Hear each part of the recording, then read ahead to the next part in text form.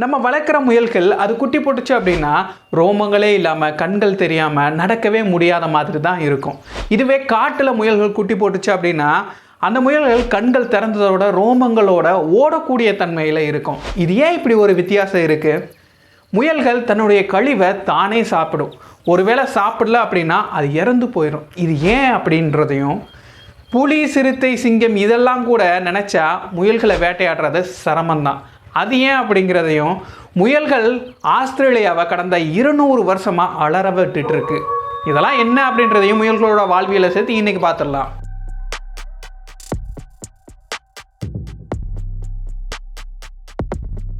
உலகத்தில் Australia, Antarctica இன்னும் ஒரு சில பகுதிகளை தவிர உலகத்தில் மற்ற எல்லா இடங்கள்லேயுமே குளிமுயல்கள் இருக்குது.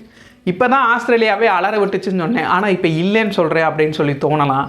ஆனால் ஆஸ்திரேலியாவில் இயற்கையாக இல்லை, மனிதர்கள் கொண்டு போய் செயற்கையாக போய் வளர்க்க ஆரம்பித்தாங்க.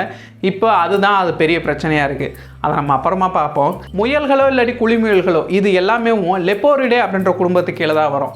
இந்த குடும்பத்தை 2 பிரிவாக பிரிக்கலாம். இந்த குடும்பத்துக்குள்ளே ஒன்று முயல்கள், இன்னொன்று குளிமுயல்கள். முயல்களுக்கு கீழே 30 இனங்கள் இருக்குது, குளிமுயல்களுக்கு கீழே 32 இனங்கள் இருக்குது. மொத்தம் இந்த குடும்பத்தில் 62 இனங்கள் இருக்குது. இப்போ நம்ம இந்தியாவில் காட்டில் பார்க்குறது எல்லாமே முயல்கள் கிடையாது, குளிமுயல்கள்.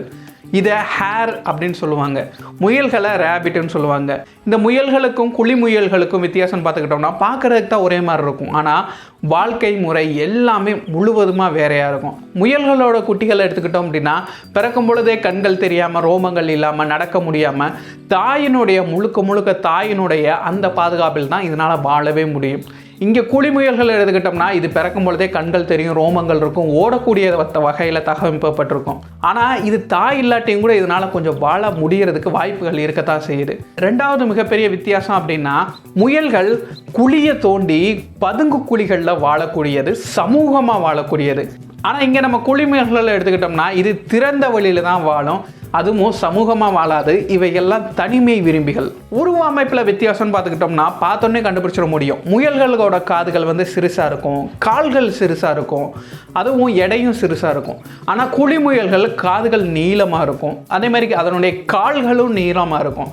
இந்த மாதிரி வித்தியாசங்களை பார்த்தோன்னே இது குளிமுயல், இது முயல் நம்மளால் கண்டுபிடிக்க முடியும். அப்புறம் முயல்களை மட்டும்தான் பெட்ஸாக வளர்க்க முடியும், குளிமுயல்கள் எதையுமே அந்த மாதிரி பெட்ஸாக வளர்க்க முடியாது. இதுதான் இதனுடைய வித்தியாசங்கள். சரி, இன்னைக்கு நம்ம குளிமுயல்களோட வாழ்வியலை தெரிஞ்சுக்கலாம். ஆண், பெண் ரெண்டுமே இணை சேர்ந்த பின்னாடியே பெண் குளிமுயல்கள் 1லேருந்து 4 குட்டிகள் வரைக்குமே இடும். சராசரியாக எடுத்துக்கிட்டோம்னா 2 இல்லாட்டி 3 இதுதான் சராசரியாக இடக்கூடிய குட்டிகள்.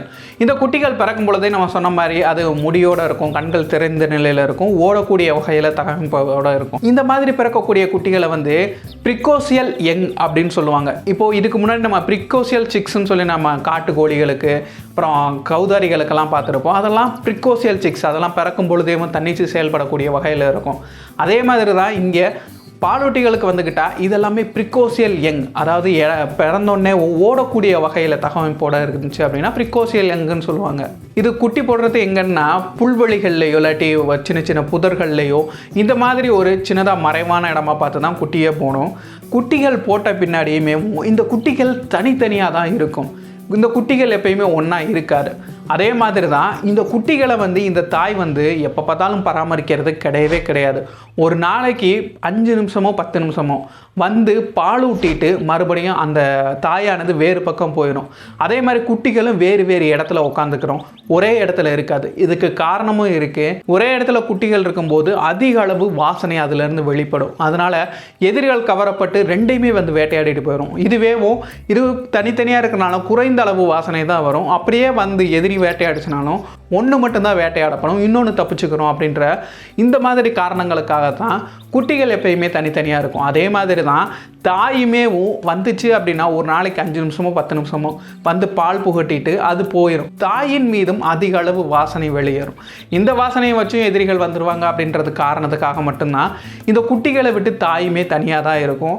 ஆனால் குட்டிகளை சுற்றியே தான் இருக்கும், ரொம்ப தூரத்துக்கு போகாது. ஒரு நாளைக்கு 1 தடவை 2 தடவை தான் பால் கொடுக்கும் அப்படின்னு சொல்கிறோம். அப்போ இந்த குட்டிகள் எல்லாமே ரொம்பவே பலவீனமாயிராதா அப்படின்னு கேட்டால் இதனுடைய பால் வந்து ரொம்ப, அதாவது பாலூட்டிகள்லேயும் அதிக அளவு புரத சத்தும் அதிக அளவு கொழுப்பு சத்தும் உடையதை உயிரினம் அப்படின்னா அது இந்த குழிமுயல்கள் தான். இப்போ மனிதனுடைய பால் அப்படின்னு எடுத்துக்கிட்டோம்னா அதில் கிட்டத்தட்ட 4% அளவுக்கு கொழுப்பு இருக்கும், 1% அளவுக்கு தான் புரதம் இருக்கும். இதுவே மாடுகளை எடுத்துக்கிட்டோம் அப்படின்னா 3-4% வந்து கொழுப்பு இருக்கும், அதே மாதிரி 3-4% புரதம் இருக்கும், இந்த மாதிரி இருக்கும். ஆனால் நம்ம குழிமுயல்கள்னு எடுத்துக்கிட்டோம்னா பாலில் 15-20% அளவுக்கு கொழுப்பும் அதே மாதிரி 12-15% அளவுக்கும் புரதமும் இருக்கும். இவ்வளவு சத்து இருக்கிறதுனால தான் இதுக்கு ஒரு நாளைக்கு ஒரு தடவை 2 தடவை கொடுத்தா போதும். இது பொதுவாக இரவு நேரத்தில் சுறுசுறுப்பாக இயங்கக்கூடியது. அதிகாலை நேரத்திலேயோ இல்லாட்டி இரவு நேரங்கள்ல இந்த மாதிரி நேரத்தில் தான் இது சுறுசுறுப்பாக இயங்கும். மற்ற பகல் நேரங்கள் எல்லாத்துலேயுமே அசையாமல் படுத்துக்கிறோம். அதே மாதிரி இந்த குட்டிகள் எல்லாமே ரொம்ப சீக்கிரமாகவே வளரக்கூடியதாக இருக்கும். ஒரு 4-5 வாரத்திலேயே முழுமையாக வளர்ந்துடும். தாயை விட்டு தனித்தனியாக பிரிஞ்சு போக ஆரம்பிக்கும்.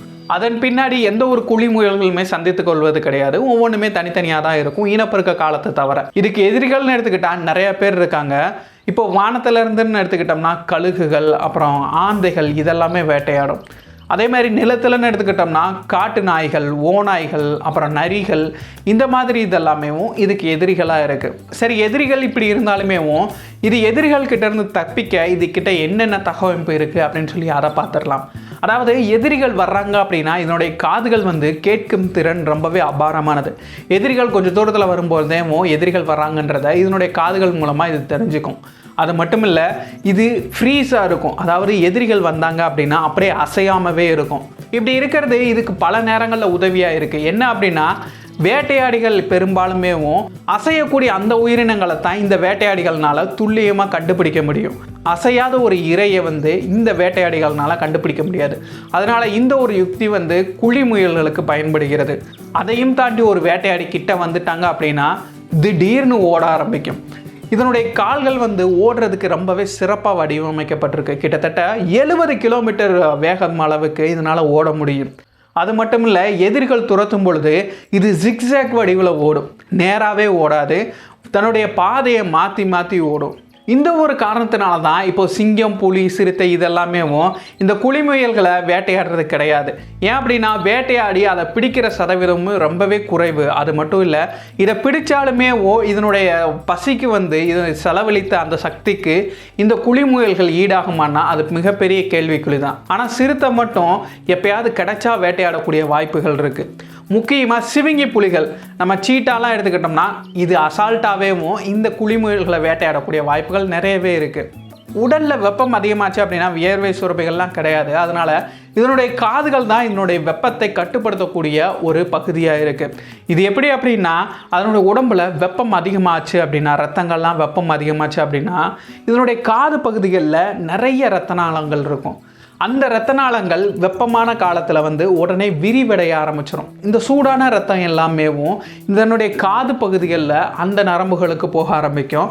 காது எண்ணின் உட்புறம் வந்து ரோமங்கள் ரொம்பவே குறைவாக இருக்கும். இந்த பகுதியை காற்றுல காட்டிக்கிட்டே இருக்கும். இதனால் காற்று படப்பட அந்த வெப்பமானது குறைய ஆரம்பிக்குது. இதன் மூலமாக வெப்பத்தை குறைத்து கொள்ள முடியுது. அதே மாதிரி குளிர்காலங்களில் இதனுடைய காதுகளோட நரம்புகள் எல்லாமே ரொம்பவே சுருங்கிடும். இந்த ஒரு காரணத்தினால குளிர்காலத்தில் வெப்பம் அதிகமாக வெளியேறாமலும் கட்டுப்படுத்துது. தன்னுடைய எதிரிகள் எல்லாத்தையுமே சமாளித்து ஒரு 6-7 மாதம் வாழ்ந்துருச்சு அப்படின்னா அந்த குழிமுயல்களானது பாலியல் முதிர்ச்சி அடைய ஆரம்பிக்கும். இனப்பெருக்கம் காலம் வந்துடுச்சு அப்படின்னா பெண் குழிமுயல்கள் கிட்ட இருந்து ஒருவித வாசனை வெளிப்படும். இந்த வாசனையை நுகர்ந்து ஆண் குழிமுயல்கள் அங்கே வர ஆரம்பிக்கும். இங்கே ஒரு முயல் மட்டும் இல்லை, 2-3 முயல்கள் கூட வர்றதுக்கு வாய்ப்புகள் இருக்க தான் செய்யுது. இங்கே ஒரு சுவாரஸ்யமான பகுதி இருக்குது. முதல்ல ஒன்றுக்கும் மேற்பட்ட குழிமுயல்கள், ஆண் முயல்கள் வந்துருச்சு அப்படின்னா அவங்களுக்குள்ள பாக்ஸிங் மாதிரி நடக்கும். அதாவது தன்னுடைய காலை வச்சுக்கிட்டு மாற்றி மாற்றி அடிச்சுட்டே இருப்பாங்க. இதில் பலம் மிகுந்த அந்த குழிமுயலானது வெற்றி பெறும். அந்த குழிமுயல்களோட தான் இந்த பெண் குழிமுயல் இணைய ஆரம்பிக்கும். இணையுது அப்படின்னா ஜெயிச்சுட்டு வந்தாலும் பரவாயில்ல, இந்த பெண் குழிமுயலுமே அதை சோதிக்க ஆரம்பிக்கும். என்ன அப்படின்னா இதுவுமே கூட அது கூட சண்டை போடும். அது மட்டும் இல்லை, இந்த பெண் குழிமுயலானது ஓட ஆரம்பிக்கும். அதை பின்துரத்தி இந்த ஆண் குழிமுயலும் ஓட ஆரம்பிக்கும். இப்படி பெண் குழிமுயல் ஓடிக்கிட்டே இருக்கும்.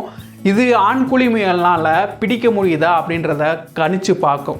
அந்த தேர்வுலையும் இந்த ஆண் குழி முயல் வெற்றி பெற்றுச்சுன்னா மட்டும்தான் இதனோட இணை சேர ஆரம்பிக்கும். அதன் பின்னாடி என்ன, அது ரெண்டுமே இணை சேர்ந்த பின்னாடி பெண் குழி முயலானது கிட்டத்தட்ட ஒரு 2லிருந்து 3 குட்டிகள் வரைக்குமே புதர்களில் போட ஆரம்பிக்கும். இதுதான் இதனுடைய வாழ்வியலாக இருக்குது. அதே மாதிரி வித்தியாசமான ஒரு குழி முயலும் இருக்குது. அதாவது ஆர்டிக் பகுதியில் வாழக்கூடிய ஒரு குழி முயல் இருக்குது. இது அந்த பனி பிரதேசங்களுக்கு ஏற்ற மாதிரி தன்னுடைய நிறத்தை மாற்றிக்கொள்ளக்கூடிய வகையில் இருக்குது. என்ன அப்படின்னா, பனிக்காலங்களில் எல்லாமே வெள்ளையாக இருக்கும், மற்ற கோடை காலங்களில் எல்லாத்துலேயுமே தன்னுடைய பழுப்பு நிறமாக மாறிடும். இதுக்கு காரணமும் இருக்குது. பீனியல் சுரப்பி தான் இதற்கு காரணமாக இருக்குது. அதாவது இது மெலட்டோனின் சுரப்பியை பனிப்பொழியும் அந்த காலகட்டங்களில் முழுவதுமாக நிறுத்தி வச்சிடும். இந்த காரணத்தினால அதனுடைய முடிகள் எல்லாமே வெண்மை நிறமாக மாறிடுது. அதன் பின்னாடி கோடைகாலம் வரும்பொழுது அதனுடைய மெலட்டோனின் சுரப்பியை அதிகப்படுத்தி விடும். அதனால் அதனுடைய முடிகள் எல்லாமே பழுப்பு நிறமாக மாற ஆரம்பிக்கும். ஏன்னா தன்னுடைய சூழலுக்கு ஏற்ற மாதிரி இருக்கிறதுல இது ஒரு தற்காப்பு யுக்தியாக பயன்படுது. இந்த பதிவை நீங்கள் முழு ஸ்க்ரீனில் வச்சு பார்த்துட்டு இருக்கீங்க அப்படின்னா செக் பண்ணிக்கங்க, சப்ஸ்கிரைப் பண்ணியிருக்கீங்களா அப்படின்னு. இதனுடைய உணவுகள் அப்படின்னு எடுத்துக்கிட்டோம்னா மென்மையான புற்கள், இலைகள், மென்மையான தண்டுகள், மென்மையான வேர்கள், இந்த மாதிரி உணவுகளையும் விதைகள், காய்கள் இது எல்லாத்தையுமே உண்ணக்கூடியது தான். இது தன்னுடைய கழிவை தானே சாப்பிடுன்னு சொன்னேன்ல, அந்த பகுதிக்கு வருவோம். வீட்டில் வளர்க்குற முயல்கள்னாலும் சரி, காட்டில் இருக்க முயல்கள்னாலும் சரி, குழி முயல்கள்னாலும் சரி, இது தன்னுடைய கழிவை தானே சாப்பிடும். இது ஏன் இப்படி பண்ணுது அப்படின்னா, முதல்ல சாப்பிட்றது முழுமையாக செரிக்கப்பட்டிருக்காது, அதனால் மறுபடியும் அதை சாப்பிட்டு முழுமையாக செரிக்குது. இது என்ன அப்படின்னா முழுமையாக பார்ப்போம். அதாவது இது சாப்பிட்டோன்னே அது உடலில் போய் சில சத்துக்கள் எல்லாமே உறிஞ்சின பின்னாடி சீக்கம் அப்படின்ற ஒரு பகுதிக்கு போகும். அந்த பகுதியில் இன்னும் சத்துக்கள் எல்லாமே உரியப்படும். அப்புறம் பாக்டீரியாஸ் இது எல்லாமே அதில் சேரும். அதன் பின்னாடி அது கழிவாக வெளிவரும். இது அதிகாலை நேரங்களில் உடனே அது நேரடியாக வாயை வச்சு மறுபடியும் அந்த முயலானது விழுங்கிடும். விழுங்கின பின்னாடி மறுபடியும் அந்த பாக்டீரியாஸோட சேர்த்து இப்போ சாப்பிட்றதுனால இதற்கு நிறைய நுண் சத்துக்கள் எல்லாமே கிடைக்குது. இந்த பாக்டீரியாஸ் ரொம்ப நல்ல பாக்டீரியாஸ். இந்த ஒரு காரணத்துக்காகவும் இது 2வது முறையும் சாப்பிடுது. அது மட்டும் இல்லை, 2வது முறையும் அந்த பகுதி பொருட்கள் எல்லாத்தையுமே செரிக்கப்பட்டு முழுவதுமாக சத்துக்களை உறிஞ்சப்படுது. அதுக்கப்புறமா இது கழிவாக வெளியேறும். நம்ம பார்க்குற கழிவுகள் எல்லாமே முயல்களுக்கு எல்லாமே 2வதாக வெளியேற்றப்படுற அந்த கழிவுகளை தான் நம்ம பார்க்குறோம். முயல்கள் வளர்க்குற நிறைய பேருக்கு கூட இந்த மாதிரி தன்னுடைய கழிவை தானே சாப்பிடுவோம் அப்படிங்கிற விஷயம் தெரியாமலே இருக்குது. சரி, இது ஆஸ்திரேலியாவே அலற விட்டுச்சுன்னு சொன்னேன்ல, அந்த பகுதிக்கு வருவோம். ஆஸ்திரேலியாவில் முதல்ல குழி முயல்களோ இல்லாட்டி முயல்களோ எதுவுமே கிடையாது. ஆனால் 1850 அந்த காலகட்டங்களில் ஒருத்தவர் 13லேருந்து ஒரு 24க்குள்ளே இந்த நம்பருக்குள்ளே இருக்கிற முயல்களை எடுத்துகிட்டு போய், அதுவும் யூரோப்பியன் ரேபிட்ஸ், அதை எடுத்துகிட்டு போய் தன்னுடைய ஆஸ்திரேலியாவில் வச்சு வளர்க்க ஆரம்பித்தார். அங்கே இருந்து அந்த முயல்கள் எல்லாமே மிகப்பெரிய அளவில் பெருக ஆரம்பிச்சு அப்படின்னா, ஏன் பெருகுச்சு அப்படின்னா அதற்கு சரியான வேட்டையாடிகள் அங்கே இல்லை. அதனை உண்ணக்கூடிய ப்ரெடேட்டர்ஸ் அங்கே இல்லாமல் போச்சு. இந்த ஒரு காரணத்தினாலேயும் அது கோடிக்கணக்கில் பெருக ஆரம்பிச்சிச்சு. கிட்டத்தட்ட 1950 அந்த காலகட்டங்களில் கிட்டத்தட்ட ஒரு 100 வருஷத்துலேயும் 1000 கோடி அளவுக்கு பெருக ஆரம்பிச்சிச்சு. அதுக்கப்புறம் ஆஸ்திரேலியன் கவர்மெண்ட் என்ன பண்ணுச்சு அப்படின்னா, ஒருவித வைரஸை இந்த முயல்களுக்கு செலுத்த ஆரம்பிச்சது. அந்த வைரஸ் எல்லா முயல்களும் ஒன்னோட ஒன்று தொடர்பு கொள்றதுனால எல்லாத்துக்குமே பரவி கிட்டத்தட்ட 900 கோடி அளவுக்கு முயல்கள் கொல்லப்பட்டன இந்த வைரஸ்னால மட்டுமே. அதுக்கப்புறம் அந்த 10% அந்த முயல்கள்னால மறுபடியும் பெருக ஆரம்பிச்சிச்சு. அப்புறம் மறுபடியும் 1990 இந்த காலகட்டங்களில் இன்னொரு வைரஸை மறுபடியும் செலுத்த ஆரம்பிச்சிச்சு. அதனாலையும் நிறையா கட்டுப்படுத்தப்பட்டுச்சு. ஆனால் இப்போவும் கூட ஆஸ்திரேலியானால் இந்த முயல்களோட தொல்லையை தாங்க முடியல. ஏன் அப்படின்னா இப்போயும் 200 கோடிக்கும் அதிகமாக தான் இந்த முயல்கள் இப்போவும் இருக்குது. இது அங்கே இருக்கக்கூடிய தாவரங்கள் எல்லாத்தையுமே நிறையவே அழிக்க ஆரம்பிச்சிருச்சு. அது மட்டும் இல்லை, அங்கே இதுக்கு முன்னாடி சாப்பிட்டுட்டு இருக்கோம் தாவர உண்ணிகள், அவங்களுக்கு எல்லாத்துக்குமே உணவுகள் கிடைக்காம நிறைய உயிரினங்கள் இறக்க ஆரம்பிச்சிச்சு. இந்த ஒரு உணவு சங்கிலி முழுவதுமாக பாதிக்கப்பட்டு மிகப்பெரிய ஒரு பிரச்சனையை சந்திச்சாங்க. அந்த பிரச்சனை இப்போ வரைக்குமே போயிட்டு இருக்கு. அடுத்த பதிவில் பார்க்கலாம். இப்படிக்கு அன்புள்ள சகோதரன்.